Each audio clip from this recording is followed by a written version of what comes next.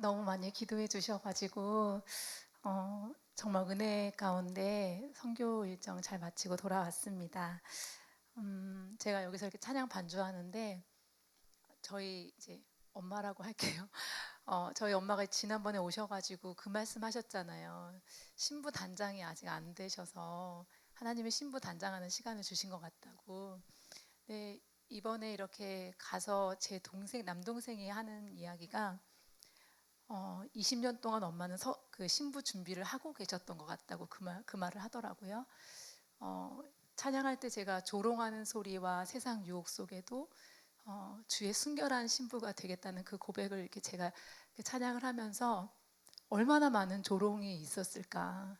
가정을 버린 여자, 아이들을 버린 여자, 그리고 얼마나 많은 유혹이 있었을까.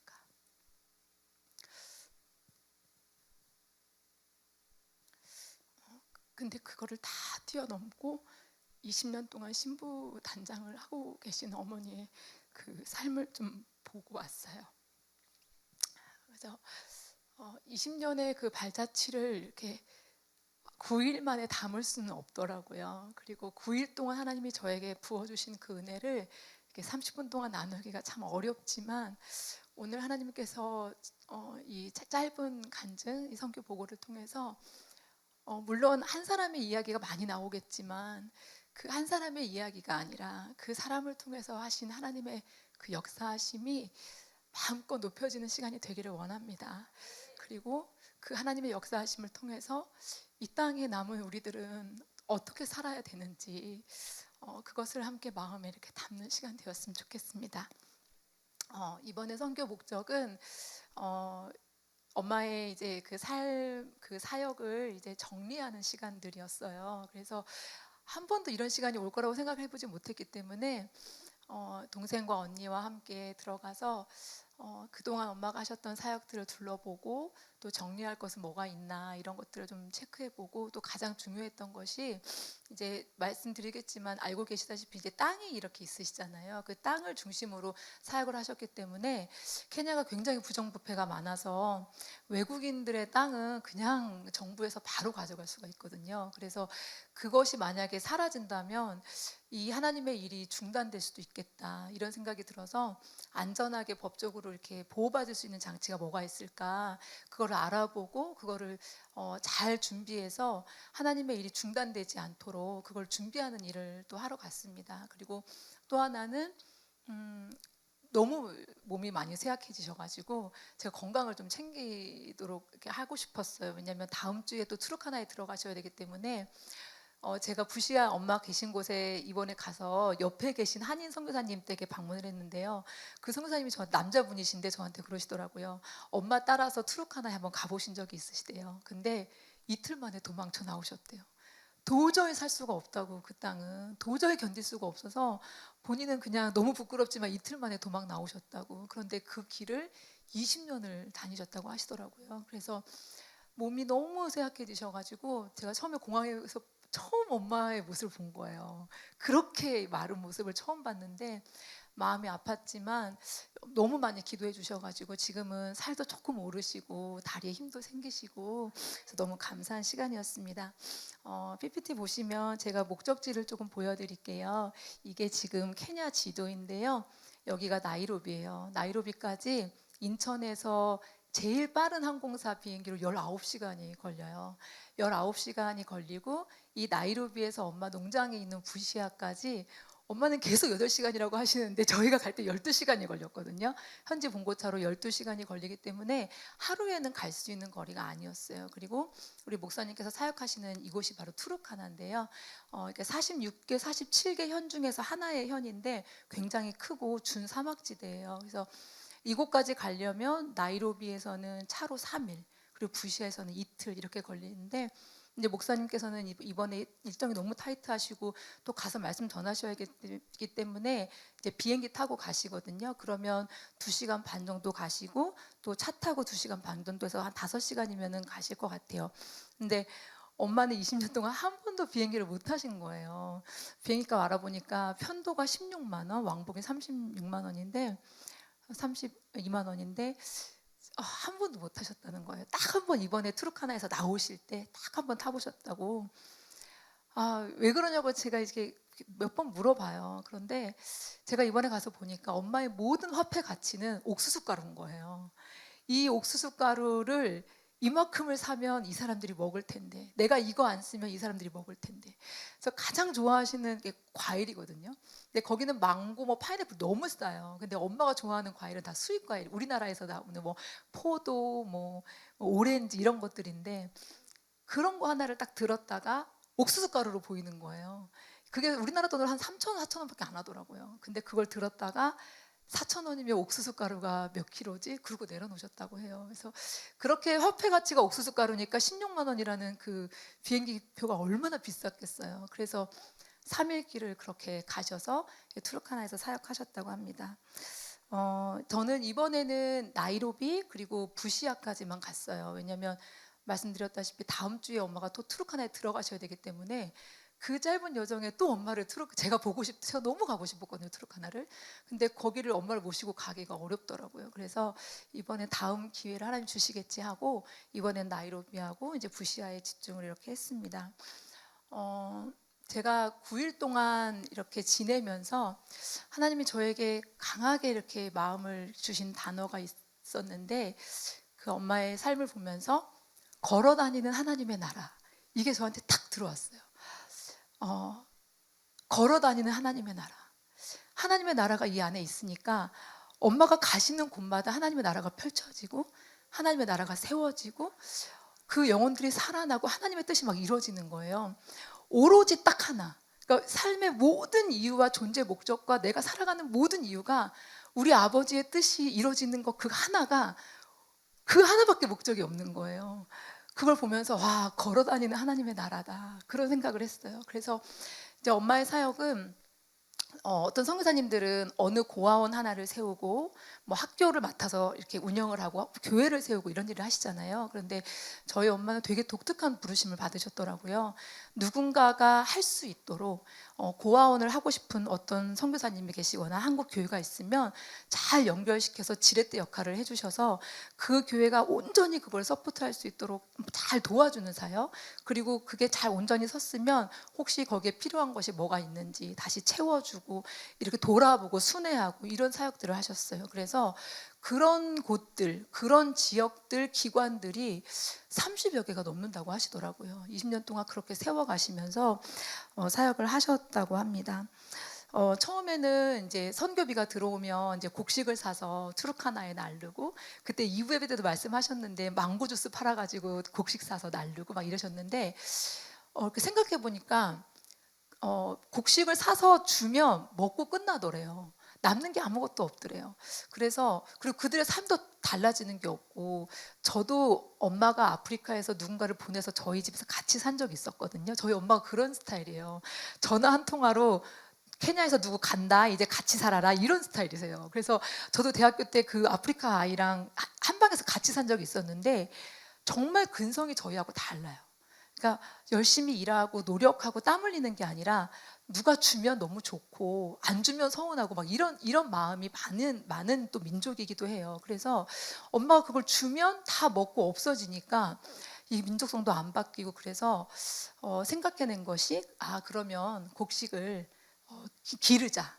땅을 사서 곡식을 길러서 그걸로 갖다 주자. 그러면 땅이 남고 또 뭐가 남냐면 그 땅을 경작하는 사람들이 일꾼이 되는 거예요. 그래서 그 엄마가 계신 곳이 부시아인데, 부시아 안에 마딘보라는 굉장히 가난한 동네거든요. 그 부시아 내에서 거기만 전기가 안 들어오더라고요.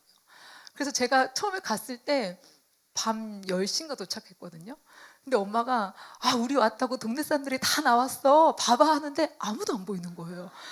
전기도 없고 너무 까마니까 어디 있어 어디 있어 이랬는데 눈만 이렇게 하얀 눈만 이렇게 보이고 이빨만 이렇게 보여서 여긴가 어딘가 있나 보다 할 정도로 너무 깜깜한 곳이었어요. 저 전기가 없으니까. 그렇게 가난한 동네였는데 땅을 사서 일구니까 그 사람들의 노동이 되잖아요. 그러니까 그 사람들이 먹고 살게 되고 자녀를 학교를 보내게 되는 거예요. 그래서 엄마가 그러더라고요. 부시야, 이 마딘보가 점점 가난의 때를 벗고 있어. 이렇게 말씀하시면서 아, 이 굉장한 지혜다 이런 생각을 했어요. 그래서 엄마는 무조건 누군가가 뭘 해준다고 하면 그거를 할 수 있는, 예를 들어서 옷을 100벌 사줄게요. 그러면 아니에요. 미싱 기계를 사주세요. 그러면 이걸로 1000벌을 만들 수 있어요. 그리고 얘네들이 자립할 수 있어요. 이런 식으로 사역을 이렇게 하시더라고요. 그래서 그 농장이 처음에는 정말 제가 이게 저도 처음 봤거든요. 근데 이게 저 처음 봤을 때 마구간인 줄 알았어요. 근데 이게 이제 부시아에서 엄마 처음 집이었더라고요. 여기가 이제 전기 없이 물 없이 처음 이 집을 얻으셔서 부시아에서 농사 짓겠다고 내려가셔가지고 이 집에서 사셨다고 저희를 데려가셔서 한 목사님이 데려가셔서 보여주시더라고요. 그래서 이 집에서 시작해서 땅 조금씩 사가지고 곡식 해가지고 다시 나르고 이런 사역을 이제 계속 해왔고요. 그래서 지금은 여러분이 지난번에 보신 것처럼 큰 농장을 하나님이 이렇게 하게 하셔가지고 거기가 이제 선교 베이스 캠프가 이제 되신 거예요. 이게 지금 이제 농장 모습이에요. 근데 이게 지금 엄마는 너무 소녀스러우시거든요. 그래서 이것도 다 엄마가 이렇게 설계하셔가지고 이런 모습이면 너무 농장이 아름다울 것 같아 하셔서 지으신 거예요. 근데 누군가 이 사진을 보여드렸더니 엄마한테 선교사가 이런 대저택에 살면 어떡하냐고 그랬다는 거예요.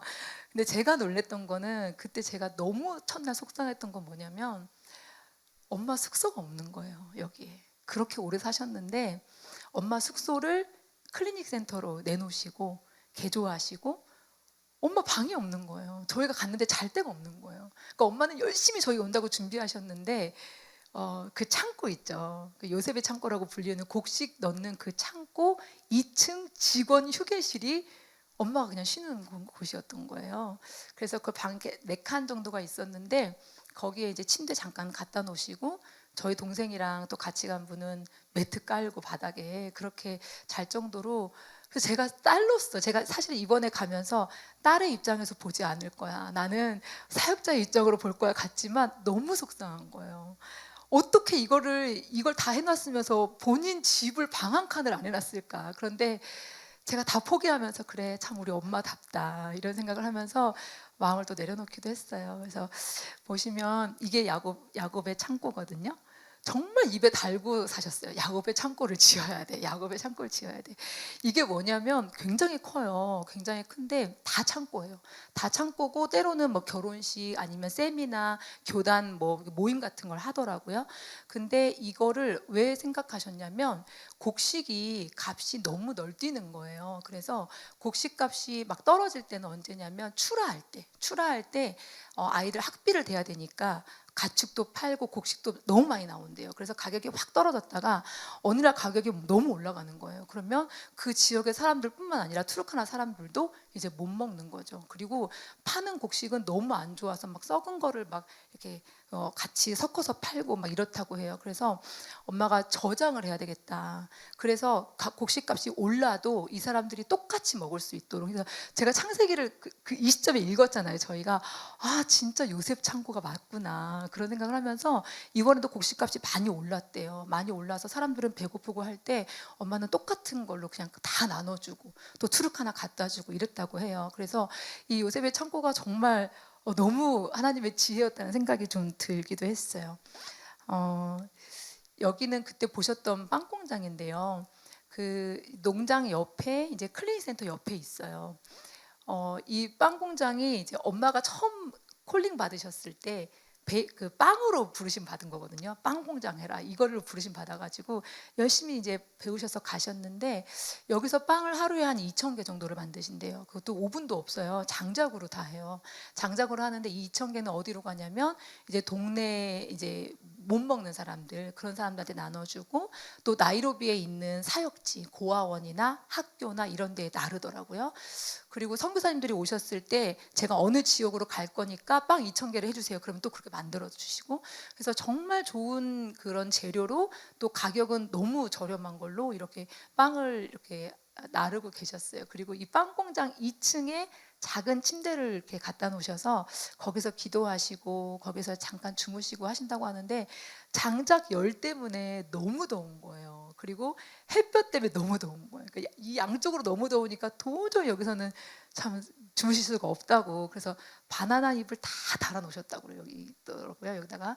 그래서 이렇게 빵 공장을 해서 저희들도 이번에 부시아에서 나이로비 갈 때 2,000개 만들어 가지고 가서 고아원이랑 또 학교랑 이렇게 나눠주기도 했습니다.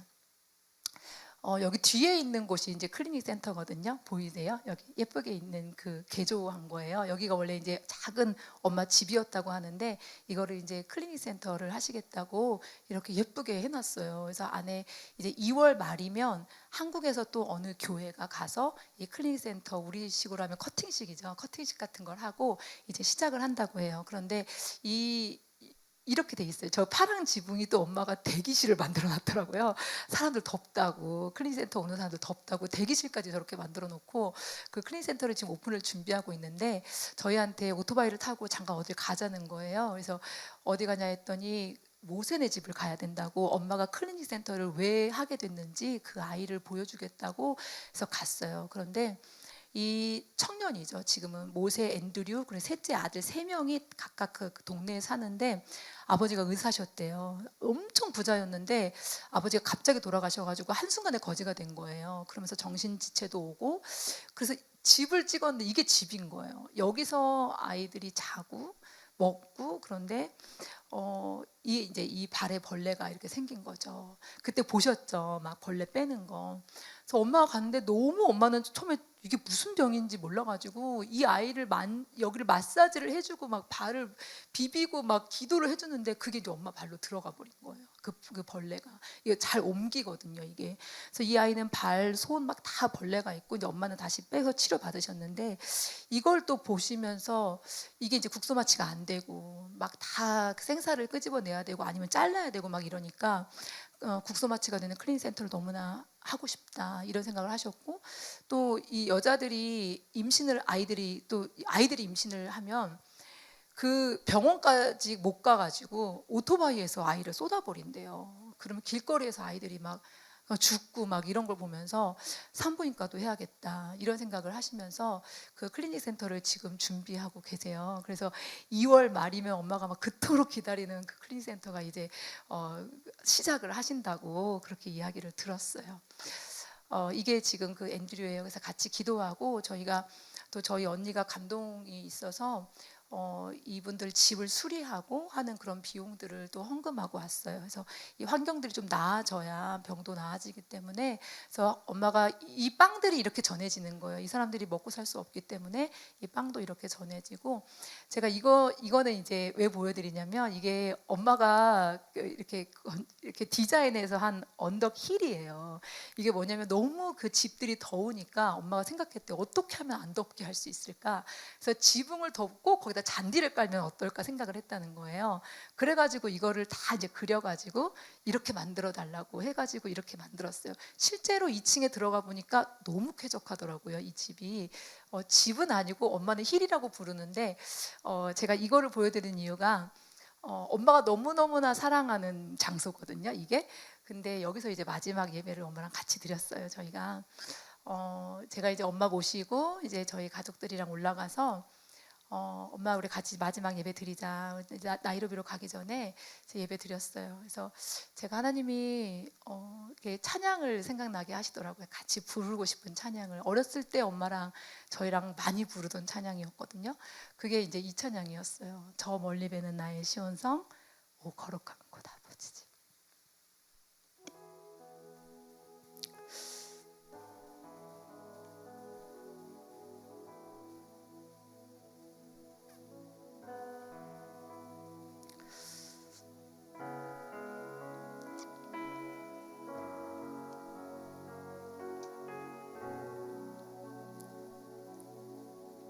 우리 어릴 때 이 찬양을 부르면 잘 이해가 안 됐거든요.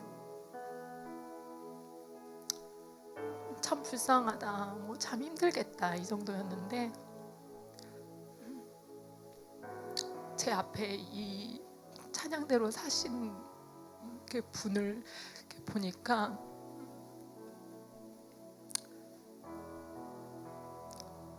참 감격스럽기도 하고 가슴이 참 먹먹했어요.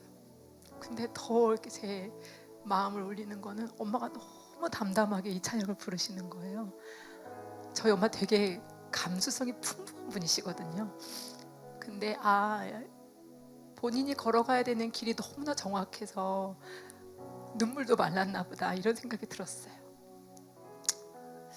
제가 사실 같이 부르고 싶었는데 같이 성도님들이랑 부르고 싶었는데 못 부를 것 같아요. 그래서 이 찬양을 하고 제가 엄마에게 말씀 전해달라고 했어요. 저희들한테 마지막은 아니겠지만 혹시 모르니 마지막으로 말씀을 전해달라고 했을 때 엄마가 마태복음 5장 6절 말씀, 의에 줄이고 목마른 자는 복이 있나니 그들이 배부를 것이며, 이 말씀을 전해주셨어요. 그러면서 이 땅이 의이신 예수님께 목마르지 않아서 이렇게 되었다. 그리고 의이신 하나님의 말씀에 순종하지 않아서 이렇게 되었다. 그래서 너희는 의이신 예수 그리스도께 온전히 목마르고 하나님의 말씀대로만 살아라, 이렇게 말씀해 주셨어요. 그 말씀을 이렇게 깊이 제가 새기고 그리고 같이 기도했어요. 그 부시아 땅을 위해서 기도하고 엄마의 건강을 위해서 기도하고 함께 이제 앞으로 펼쳐나갈 그 사역을 위해서 같이 정말 눈물로 기도했던 것 같아요. 그런데 엄마의 입술에서 계속 나오는 고백은 아버지 감사합니다. 끝까지, 처음부터 끝까지 아버지 감사합니다, 이 고백만 계속 하셨어요.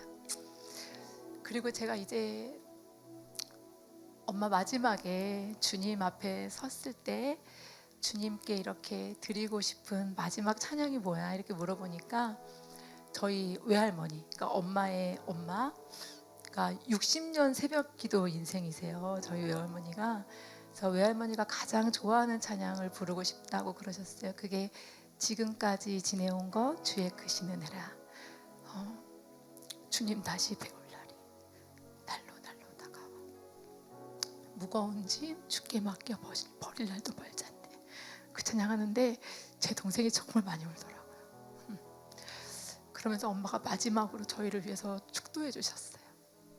정말 예수님 사랑하며 살도록. 그래서 제가 그 예배를 잊을 수가 없는 거예요. 그래서 이게 마지막 이제 예배 끝나고 이 사진을 찍은 거예요.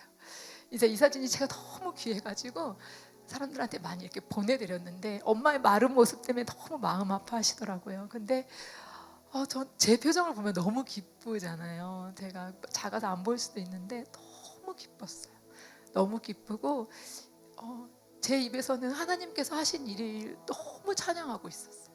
하나님이 이렇게까지 인도하시고 이렇게까지 역사하신 그 하나님의 일이 너무 감사해서 엄청 기뻤던 그런 순간이었던 것 같아요.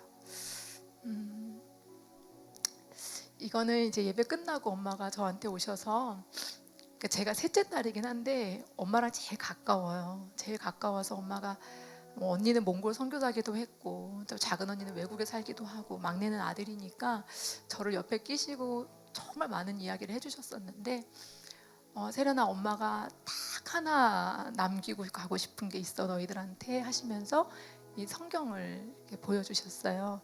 제가 이 성경 알거든요. 뭐냐면 엄마가 허리가 안 좋으신데 어딜 가나 한국에 오면 이 성경부터 가방에 넣는 거예요. 이만해요 성경이. 근데 제가 너무 처음에는 제발 작은 성경, 제발 가볍게 막 이랬었는데 이게 지금 그 영어 성경인데 그때도 말씀하셨잖아요. 하루 8시간씩을 영어 성경을 읽으시면서 그 영어도 공부하시고 하나님 말씀을 공부하셨는데 제가 이렇게 둘러보니까 모든 단어에 다 단어가 이렇게 써져 있는 거예요. 얼마나 공부하셨는지 그게 막 너덜너덜해요. 그래서 엄마 그러더라고요. 신학교에 다 학교 돌아가면 창문을 열고 새들한테 선포했대요. 새들한테 영어로 들어줄 사람이 없고 또 창피하니까 새들한테 막 선포하고 새들한테 말씀 전하고 하셨다고 해요. 그래서 지금은 부족하지만 하나님이 성령으로 영어로 통역할 수 있는 그런 능력까지 주셨더라고요. 그래서 어떤 선교사님은 정말 잘하는 영어 통역사가 있어도 나는 사라 선교사님이 제일 좋다, 제일 안전하고 제일 은혜롭고 제일 성령 충만하다 하셔서 항상 엄마를 이렇게 데리고 다니신대요. 이때 다 하나님이 훈련시키신 거 아닌가 싶어요. 근데 제가 이때 이거 보면서 제일 마음이 아팠던 거는 이렇게 앞에를 딱 열었거든요. 앞뒤를 열었는데 가족 사진이 다 붙어 있는 거예요. 제 결혼식 사진, 제 졸업 사진, 막내 졸업 사진 다 붙어 있는 거예요. 그러니까 얼마나 많이 봤는지 사진도 다 낡았더라고요. 근데 저도 엄마이지만 얼마나 외로웠을까. 그래서 죄송해요. 너무 많이 울어서.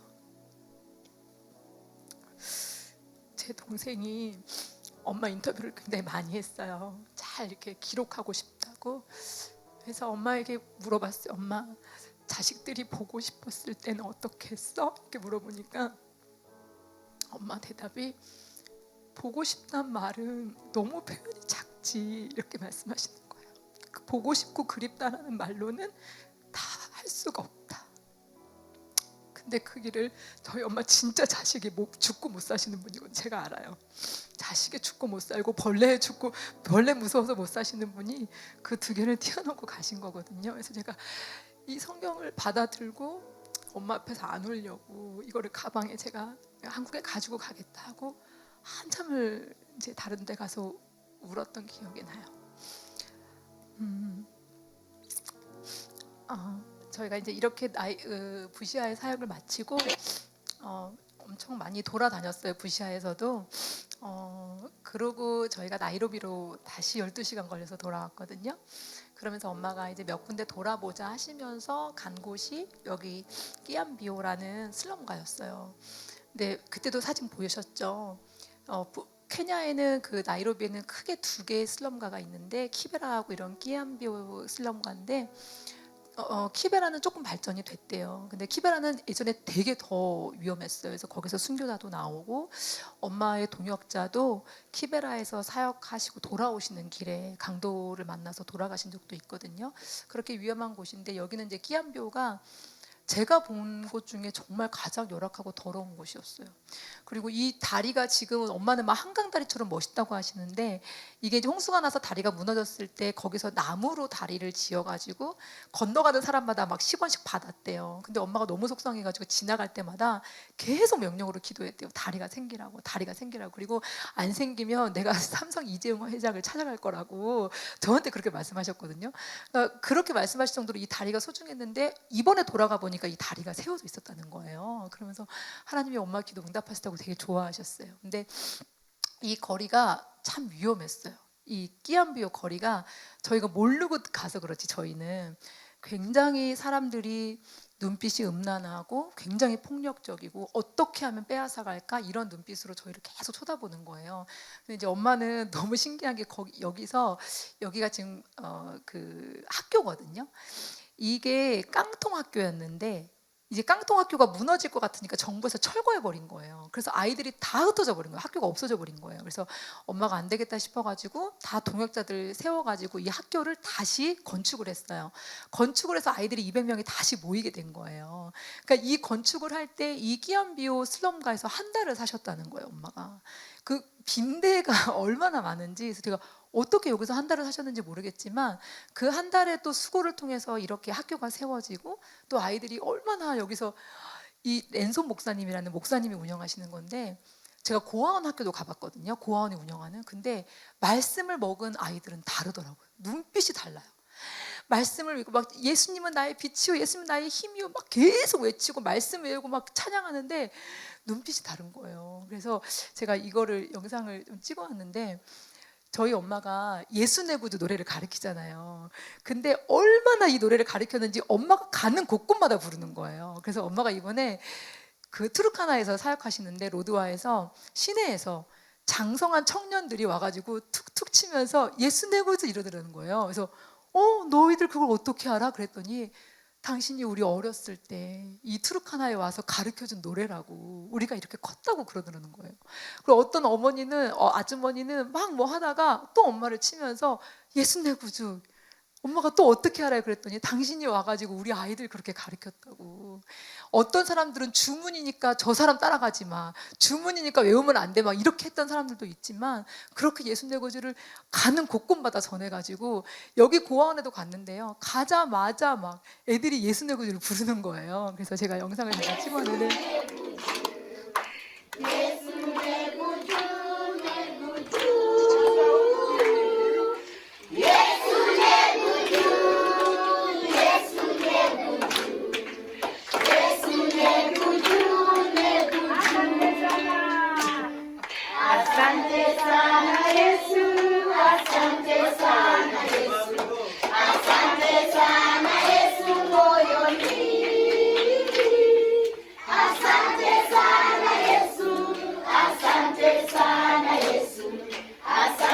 네, 제가 이 사진을 왜 넣냐면요, 이게 하루에 있었던 일이거든요. 끼안비오에 갔다가 여기를 갔는데 끼안비오에서 나오면서 정말 많은 그 거리의 청년들이 엄마를 막 알아보기도 하고, 못 알아봐도 뭐 하나라도 얻으려고 막 이렇게 달라붙는데 저희 언니는 막 숨이 안 쉬어졌대. 너무 무서워가지고 어떻게 될지 모르니까.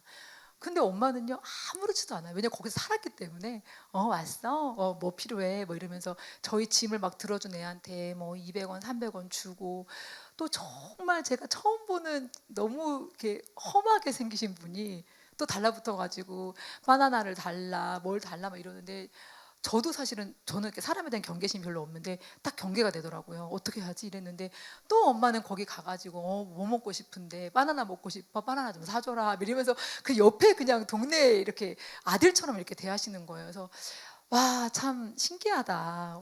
원래 그러신 줄 알았지만 이 정도까지일까 생각했거든요. 근데 그날 저녁에 저희가 어딜 초대받았냐면 이 집을 초대를 받았어요. 하루에 경험하기에는 너무나 큰 갭이었거든요. 제가 아프리카에서 본 가장 럭셔리한 집이었고, 아프리카뿐만 아니라 한국에서도 사실 저는 그런 집을 못 갔어요. 그 경계 안에 또 하나의 경계, 다 경비가 있고 막 그 철조망이 다 있는 그런 집이었는데, 이 집이 어떤 집이었냐면 엄마가 예전부터 알던 한 신문 어린 기자였대요. 기자였는데 어떻게 알게 됐는데 이 기자를 이렇게 도와준 거죠, 엄마가. 그리고 이 기자가 너무 시골 기자여가지고 배가 고플 때 사라 내가 너무 배가 고파 이러면 엄마가 막 볶음밥 해다 주고, 같이 돈이 없으니까 같이 막 죽 마시고 막 이랬던 전우애가 있는 그런 그 기자인 거예요. 그런데 이 기자를 이렇게 오랫동안 알고 있다가 이 기자가 대박이 난 거예요. 그래서 결국 승진해서 심지어 어디까지 갔냐면 케냐의 유명한 신문사 사장까지 간 거예요. 그래가지고 얼마나 돈이 많은지 축구 구단을 가지고 있더라고요. 그러니까 얼마나 부자겠어요. 그런데 저희가 이제 저희 왔다고 여기 초대해가지고 엄마가 말씀하시기를 정말 아들처럼 엄마를 돌봐주었다고. 그래서 너무 위험하고 힘들고 어려울 때 이 집에 딱 들어가면 너무 안정감이 있었대요. 그리고 이 자녀들 정말 손주처럼 엄마가 뽀뽀하고 막 이러더라고요. 그래서 이런 거를 이렇게 얘기를 할 때 제가 너무 이상한 거예요. 오늘 하루가 너무 이상한 거예요. 끼안배우부터 시작해서 이 럭셔리한 집까지가 이건 뭐지? 그래서 저희가 이제 물어봤어요. 엄마 어떻게 이렇게 갭이 이렇게 클 수가 있어? 이렇게 물어보니까 굉장히 저한테 마음에 남는 이야기를 하셨어요. 하나님을 경외하는 자는 나보다 높은 사람이 없고 나보다 낮은 사람이 없다. 딱 이러시는 거예요. 섬기고 사랑할 대상이지 나보다 높거나 낮지 않다. 이렇게 얘기하시면서 나는 하나님을 경외하기 때문에 이 사람이 아무리 높아 보여도 아무렇지도 않다는 거예요. 그 사람이 아무리 낮아 보여도 아무렇지도 않다는 거예요. 그러면서 하시는 얘기가 한 번도 이 사람한테 뭔가 부탁해 본 적이 없다. 기대 본 적이 없다. 그러시면서 이분이 그 모하메드가 그렇게 괴롭힐 때 엄마가 너무 속상해가지고 울면서 전화를 했대요. 이진문 기자한테, 사장한테.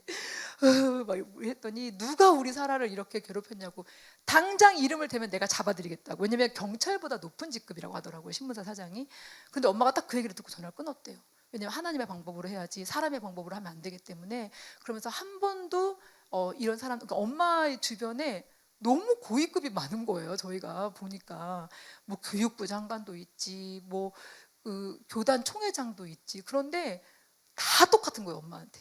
다 다 사랑하고 섬기는 대상이고 그 사람들한테 잘 보일 것도 없고 낮은 사람이라고 무시할 것도 없고 그런 삶이 진짜 하나님을 경외하는 삶은 이렇게 다르구나 이런 걸 또 느끼게 돼서 제가 너무 가슴에 이렇게 깊이 이렇게 있어서 제가 이 사진을 좀 보여드리고 싶었어요.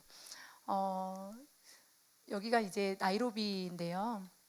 엄마가 이제 나이로비에서는 이렇게 지렛대 역할을 하시고 본인이 이렇게 하고 싶은 사역은 이제 자립하지 못한 가난한 청년들이나 이런 부인들이 미싱 기계로 자립할 수 있도록 하는, 엄마 말로는 양장점이라고 하는데 저는 그 세대가 아니어가지고 어떤 말로 표현할지 모르겠는데 옷 만들고 가방 만드는 그런 학원을 차리고 싶어 하셨어요. 그래서 거기서 훈련받아서 자립할 수 있도록 해서 조그만한 곳을 했는데 너무 열악해가지고 어떤 선교사님이 보시고 자리를 옮겨주셨대요. 저희가 갔을 때 일주일 됐을 때 사진이거든요. 그래서 그나마 그래도 아파트 같은 그런 구조의 작은 곳이지만 저렇게 실습생이 와가지고 만들고 하는 거였어요. 그래서 제가 보고 너무 기쁜 거예요. 그리고 제가 첫 고객이 되고 싶은 거예요. 그래가지고 이거를 사면 그 사람들한테 얼마의 수익이 돌아간다고 해요. 엄마는 수익이 없고 다 그 사람들 자립을 위해서 쓴다고 해가지고 제가 이제 이거를 부탁을 했어요. 원래는 이렇게 검은색 가방이었는데 아무것도 없었거든요. 제가 선물하려고 하니까 아프리카 느낌을 좀 내주세요 했더니 이렇게 멋지게 오버로크를 달아놨더라고요. 그래서 제가 이거는 홍보용으로 갖고 왔거든요. 근데 예쁘죠. 그래서 이렇게 가방을 만들어서 팔고 또 제가 우리 여자 청년들 것만 준비해온 이렇게 작은 파우치 같은 거 이런 게 이렇게 팔아가지고 이걸로 또 이렇게 자립할 수 있도록 도와주는 그런 역할도 한다고 해요. 그래서 엄마가 미국에 계신 분들한테 얘기했더니 제가 이거 한국 돈으로 한 22,000원 주고 사왔거든요. 근데 미국에서는 100불 주고 사겠다고 막 주문이 막 들어온대요. 그래서 너무 감사한 것 같아요. 그래서 이런 사역도 엄마가 하고 계시고, 이건 짧게 말씀을 드리면 아까 목사님께서 우물 얘기하셨잖아요. 그게 이제 우물을 팠더니 투르카나의 우물을 팠더니 그 파기 전부터 그렇게 그 동네 사람들이 분열이 생긴 거예요. 내 땅에다 파달라, 우리 집 앞에 파달라. 근데 이제 가장 강력한 힘이 추장이잖아요. 추장이 찾아와가지고 우리 땅에 파야 된다. 좀 협박을 했던 것 같아요. 그런데 엄마가 제가 목사님한테 말씀드렸지만 정말 대쪽같이 사람들 다 있는 데서 엄청 창피를 줬대요. 추장이 무슨 역할이냐? 추장은 아버지다. 이 땅의 아버지인데 너희가 이 물을 네 땅으로 길어가면 다시 이들은 목마를 거다. 나는 절대로 그렇게 못한다. 해가지고 그 위협과 협박 속에서 그 지정된 그 공유지 땅에다가 우물을 팠다고 해요. 그래서 우물이 터져 나왔는데 또 여기서 분열이 생긴 거는 다 자기가 가져가려고, 한 번에 가져가려고, 한 번에 끌어가려고. 이게 한 번에 물이 비면 통이 녹슬기 때문에 다시 안 된대요. 그래서 이게 계속 흐르고 가고 이게 계속 이제 사이클이 돌아야 되는데 한 번에 끌어갈 수 있기 때문에 그래서 엄마가 이 우물지기를 세워가지고 하루에 한 가정당 5동이, 그럼 진짜 충분한 양이래요. 그러니까 맥스를 정해놓은 거죠. 돈을 벌기 위한 게 아니라 맥스를 정해놓고 그거를 이제 그걸 다 체크하는 인력을 세우는 거죠. 체크해서 어느 가정마다 다 5동이 갔어? 더 필요하면 얼마를 내야 돼. 이렇게 된 거예요. 그래서 2명을 세우고 이제 그 직원들을 월급을 줘야 되는 거예요. 그런데 이제 월급이 없죠. 당연히 월급이 없지만 세우는 거죠. 그리고 한 달이 지난 거예요. 그래서 엄마가 이제 월급 주는 날인데 제가 앞에 있었거든요. 우리 트럭하나 직원들 월급을 줘야 되는데 그러시더라고요. 그래서 제가 저희가 비전셀인데 우리 비전셀 가족들이 저 선교 간다고 조금씩 모아가지고 이렇게 주신 게 있었어요. 그래서 제가 너무 감사해서 하나님 이 돈을 어떻게 써야 되죠? 막 기도하고 있었거든요. 그래서 너무 그때 감사해가지고 엄마 우리 비전셀이 한 달 월급 내줄게 이래가지고 바로 송금했어요. 그랬더니 바로 전화가 오는 거예요. 너무 고맙다고. 자기네들이 나이로비 가서 이 돈을 벌려면 밥값 나가지 집값 나가지 그래서 남는 게 없대요. 근데 투르카나 자기 지역에서 벌었기 때문에 이제 우리 가족에게 쓸 수 있다고 그러면서 비전셀이 주신 비용으로 다음 달까지 낼 수 있을 것 같아요. 그래서 이렇게 하고 왔고 또 이제 엄마는 그걸 너무 원하시는 것 같아요. 어, 땀 흘려서 일하고 정당하게 대가를 받는 그 기쁨, 그리고 가족에 대한 책임감, 그 노력, 그거를 너무 길러주고 싶은 거예요. 그래야 이 사람들의 삶이 바뀐다. 그래서 제가 아, 진짜 이 사람들을 사랑하는 방법이구나. 그냥 나눠주고 불쌍하니까 긍휼히 여기는 게 아니라 진짜 이 사람들의 삶을 바꿔주기를 원하는 그런 모습을 보면서 되게 감동했던 것 같아요. 그리고 모하메드는 제가 만나지는 못했고요. 저희 비전셀 주신 걸로 또 기도하다가 아, 모하메드에게 영어 성경을 선물해야겠다. 그래가지고 한국에서 예쁜 영어 성경을 사가지고 전화만 한번 했어요. 전화했더니 너무 좋아하더라고요. 그래서 제가 우리 주비전교회에서 당신 위해서 기도하고 있다고, 예수님 잘 믿으시라고 그랬더니 알겠다고, 우리 사라는 나의 엄마라고, 나는 장자라고 막 이러시는 거예요. 그래서 엄마가 나는 장자를 삼은 적은 없는데 본인이 장자 하고 싶은 것 같다고 막 이러시면서 그래서 그렇게 통화도 하고 그랬던 것 같아요. 이제 투르카나 이제 목사님께서 집회 가실 텐데 제가 사모님께도 이렇게 카톡 보내면서 제가 어딜 막 가고 싶거나 이런 스타일이 아니에요. 근데 하나님, 이 집회는 제가 너무 가고 싶어요. 하나님이 이제 이번에는 어떤 섭리 속에서 저를 먼저 보내시고 또 목사님들 이렇게 들어가게 하시지만 너무 가고 싶은 거예요. 이 현장에 제가 너무 있고 싶은 거예요. 그래서 제가 눈물을 툭툭 흘리면서 하나님, 저 영으로 여기 있게 해주세요 막 기도했거든요. 그래서 집회 일정이 이제 목사님 들어가셔서 이제 그 투르카나에 가셔가지고 첫 번째 날은 투르카나의 400명 목회자들을 한 곳에 모아가지고 거기서 집회를 하세요. 그래서 제가 막 가슴이 막 터질 것 같은 거예요. 목사님 가셔서 진짜 십자가의 복음, 진짜 복음 전하시고, 이광실 목사님 가셔서 기도의 능력 막 선포하실 때 이 사역자들이 얼마나 은혜 받고 막 얼마나 도전받고 자기 능력으로 삼아서 돌아가가지고 다시 사역할까 생각하니까 너무 막 기쁘고, 그리고 이제 다시 2시간 반 차 타고 들어가셔서 이제 우리가 우물판 나이바 들어가셔가지고 거기서 집회하시고 거기서 이제 침례식 하시고 오실 텐데, 제가 이제 부족하지만 기도 제목에 적어봤어요. 그래서 우리 목회자 집회를 통해서 우리 투르카나 목회자들이 진정한 복음 깨닫고 기도의 능력 소유하고 각 처에서 생명을 살리는 능력 있는 사역을 감당하도록, 그리고 강력한 성령의 역사가 일어나도록 꼭 기도해 주세요.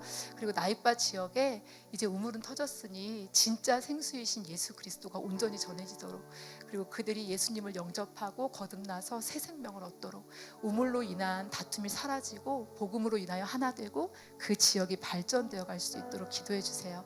그리고 집회를 인도하시는 두 분의 목사님에게 성령의 권능을 부어주셔서 말씀 선포하실 때 하나님의 역사가 나타나도록, 또 통역으로 쓰임받으신 분들도 성령의 지혜로 감당하도록 기도해 주시고, 저희 기송 교사님의 영혼간의 강건함을 위해서도 기도해 주시기를 바랍니다. 이제 마지막으로 제가 일평생 주님께 가기 전까지 절대로 잊지 못할 장면을 하나님께서 하나 보여주셨어요. 그게 뭐냐면, 제가 이제 돌아올 때 이제 공항에서 엄마랑 이제 인사하고 돌아오는 그런 길이었는데, 저희들 같이 이제 기도하고 들어왔어요. 들어와서 저희들 수속하는데 외국인들 짐을 다 검사해요. 뭐라도 뭐 하나 나올까. 그러니까 엄마는 그걸 아니까 그 밖에서 이제 자식들 뭐 하나 걸릴까봐 이제 이거를 이렇게 보고 계시더라고요. 그래서 그 짐이 다 통과가 되고 이제 수속을 받는 거를 보면서 이제 엄마가 이렇게 뒤돌아서 가셨어요.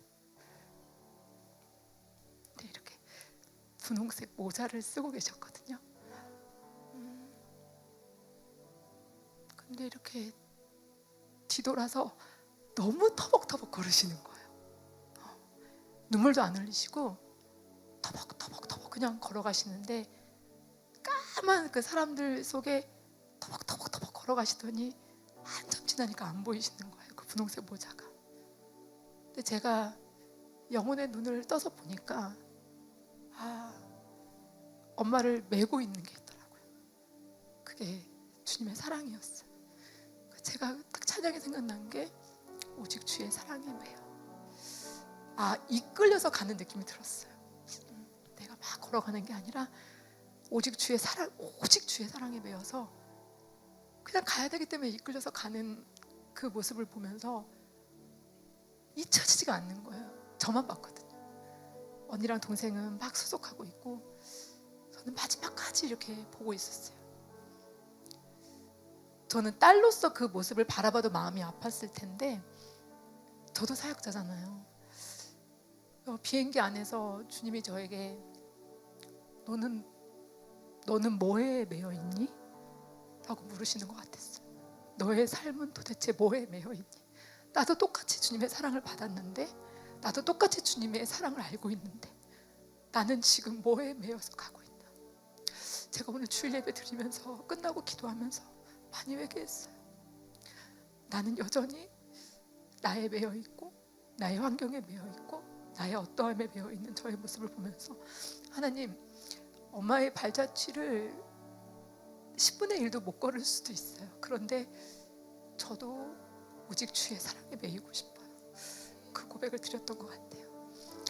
우리 사랑하는 성도님들, 여러분의 삶은 뭐에 매여 있으세요? 오직 우리의 삶이 우리를 구원하시고 지금도 우리를 인도하시는 그 한없는 주님의 사랑에만 매여 있는 저희들이 되기를 원합니다. 그리고 여기는 많은 부모님들이 계시죠. 제가 마지막으로 우리 부모님들에게 너무 도전드리고 싶은 게 있어요. 저는 엄마가 일찍 가셔서, 특히 제 동생은 고3 때 가셨기 때문에 너무 많은 엄마의 빈자리가 있었어요. 때로는 좀 옆에 있어주지, 때로는 잠깐만 들어와주지, 부탁도 한 적도 있어요. 엄마 이번만 들어와주면 안 돼? 들어오시지 않았어요. 그때 오는 마음의 허전함, 쓸쓸함, 이런 게 저한테 있었거든요. 근데 이번 9일의 그런 여정을 통해서 자식에게 줄 수 있는 가장 큰 사랑과 복은 부모가 하나님을 목숨 다해 사랑하고 하나님의 말씀을 목숨처럼 여기며 하나님의 뜻을, 하나님의 나라를 세워가는 일에 자신의 일생을, 목숨을 드리는 그 삶이 옆에서 끼고 모든 것을 해주는 그 삶도 너무나 중요하지만 그것과 비교할 수 없는 사랑과 축복이라는 것을 깨달았어요. 그래서 저도 부족하지만 그런 부모가 되어야 되겠다. 내가 목숨 다해 주님을 사랑하고 목숨 다해 하나님 말씀을 사랑하고 그리고 하나님 나라를 위해서 걸어가는 그 삶이 내 아이들한테 줄 수 있는 최고의 복이겠다. 그런 생각을 하고 왔어요. 너무 기도해 주셔서 감사합니다. 엄마가 그러시더라고요. 그곳에서 죽음의 고비가 한 분 있었대요. 엄마가 딱 느끼겠더래요. 이게 마지막이구나. 그때가 있었대요. 알겠더래요. 이제 마지막이구나. 그런데 어디서 모를 힘이 생겨서 그 마지막 순간을 딱 이기셨다 해요. 그게 저는 우리 주비전교회 성도님들의 기도라고 믿어요. 그래서 제가 더 간절한 거예요. 기도가 얼마나 능력이 있는지, 기도가 얼마나 힘이 있는지 제가 아는 거예요. 그래서 다시 한번 부탁드려요. 엄마가 하나님 품에 안기시기 전까지 그 하나님께서 주신 그 사명 온전히 감당하실 수 있도록, 그 건강 회복하셔서 그 주의 길 걸어가실 수 있도록 기도해 주시면 너무 감사하겠습니다. 감사합니다. 우리가 말씀 들은 대로 순례자의 삶을 잘 지금까지 살아오셨고 지금도 그 길을 잘 가고 있습니다. 그날의 주가 기쁨으로 안아주시고 자랑스럽게 여기고 칭찬하실 것입니다. 우리 찬양하고 같이 중보하며 기도하겠습니다.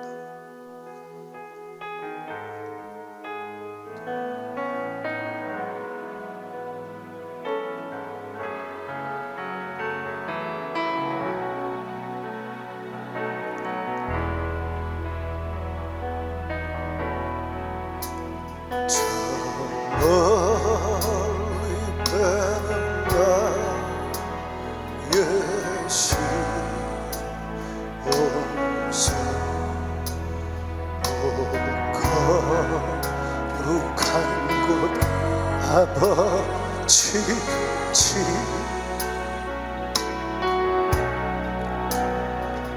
내 삶 집에 가고자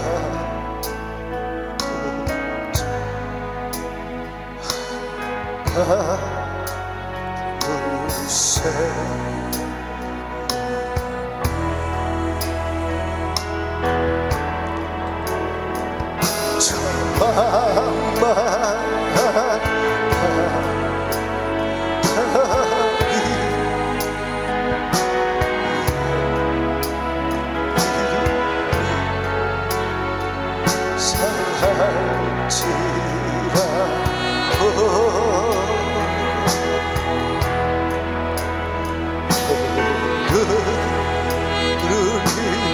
내리는 저 주목을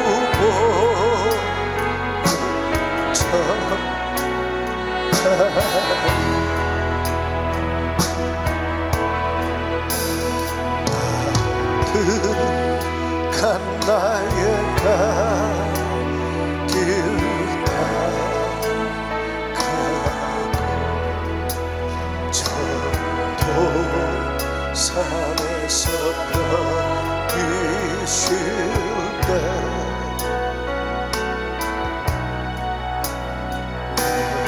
곳에 한번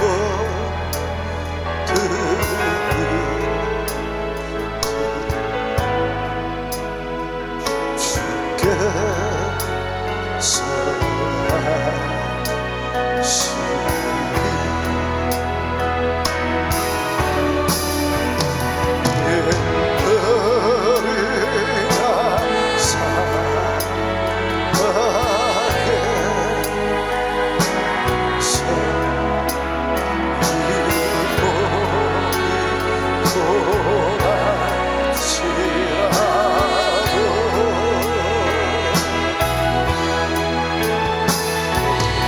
옛날이나 주 예수 날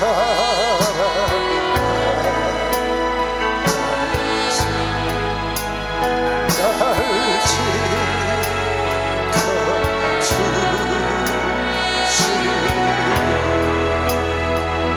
저 망망한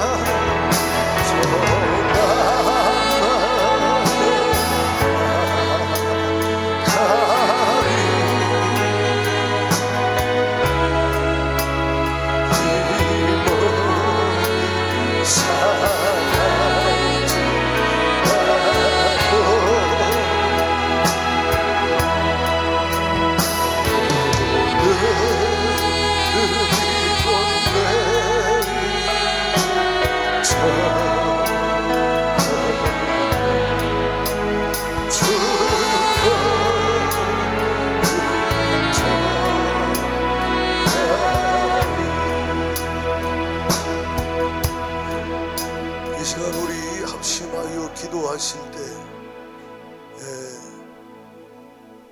우리 기도 제목 들은 대로 기도해 주시고 특별히 내일부터 진행되는 모든 선교 사역에 하나님의 인도하심을 잘 받게 하셔서 하나님 은혜 가운데 주가 원하시는 일들을 주의 뜻을 이루게 하여 주옵소서. 아버지 성령의 보내심을 받아 성령의 인도하심 가운데 성령으로 들여져서 쓰임받게 하여 주옵소서. 이광신 목사님 또 저를 위해 기도해 주시고 하나님 아버지 그 집회 가운데 하나님 현지 목사님들 아버지 하나님 또 현지 이제 성도들이 하나님 심령에 하나님의 놀라운 은혜가 임하게 하여 주셔서 하나님의 뜻이 이루어지게 하여 주옵소서. 방해하는 원수는 예수 이름으로 결박될지어다 떠나갈지어다. 기른제 선교사님 영혼 몸이 강건케 하여 주시고 하나님 아버지 모든 사역을 준비하고 감당할 때 주가 지치지 않는 체력을 주시옵시며 몸의 병도 완전히 치유받게 하시고 주 예수 이름이 높임받도록 주가 역사하여 주시옵소서. 두 손 높이 들고 주여 삼창 모르고 전심으로 기도합니다. 주여 주여 주여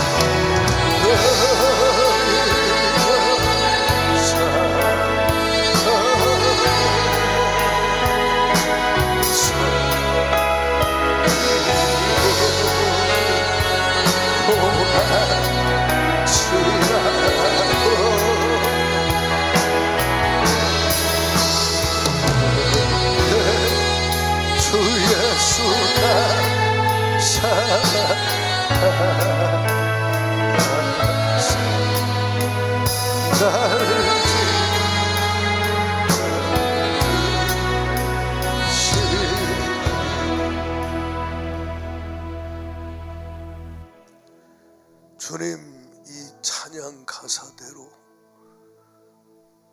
우리 모두에게 이루어 주옵소서. 기룬제 선교사님 예수님 이름으로 축복합니다. 주님, 빈들이나 사막에서 그 몸이 고날지라도 주의 복음, 주의 사랑에 매여서 성령으로 증거하게 하심을 감사합니다. 더 많이 일할 수 있도록 건강을 주옵소서. 주님, 주의 종들을 주가 그곳에 보내십니다. 이왕신 목사님과 저에게 주님의 심정, 구령의 열정을 더하여 주시옵시고 겸손하게 주님 손에 드려져서 성령의 나타남과 능력으로 주복음 전하게 하여 주옵소서.